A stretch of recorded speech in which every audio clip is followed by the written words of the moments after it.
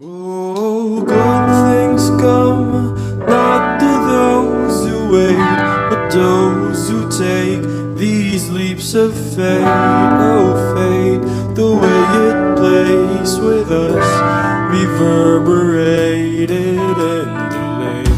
So lay down. Kosa, alam mo bang 5:30 pa lang gising ka na?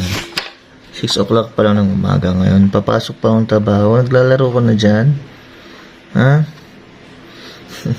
Ayun nga mga kosa, after 4 days, Friday na yun, nakasok ako ulit ng trabaho.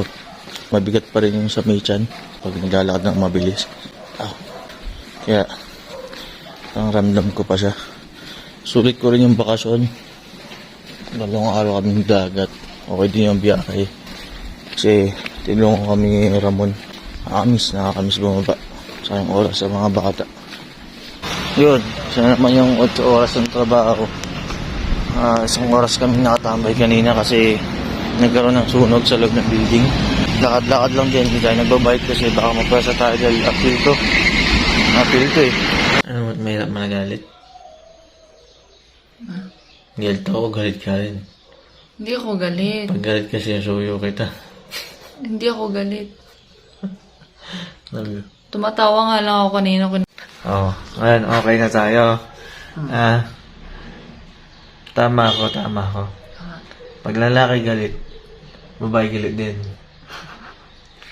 Susuyuin. Pag babae galit, kailangan susuyuin pa. Diba? Ako pa na. Hindi, pag ikaw din galit, yan, ikaw pa yung manunuyo.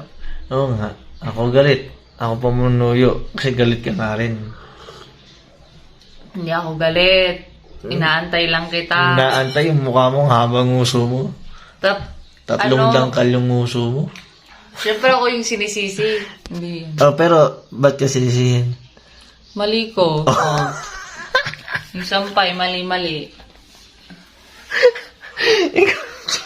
Hindi ka man sinisisi. Hindi. Ang sinisisi, pag ikaw sisisihin ka, kasi hindi mo mali. Humihinga. May mga microorganisms. Dito yung mga parang humihinga. Ay, nag-foggy na yung camera. Ayok. Iw. Ito mo.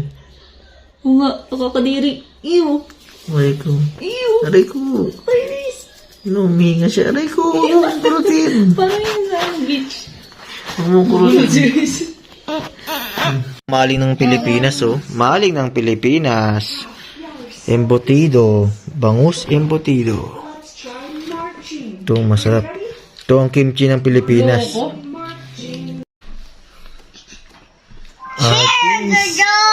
Artist!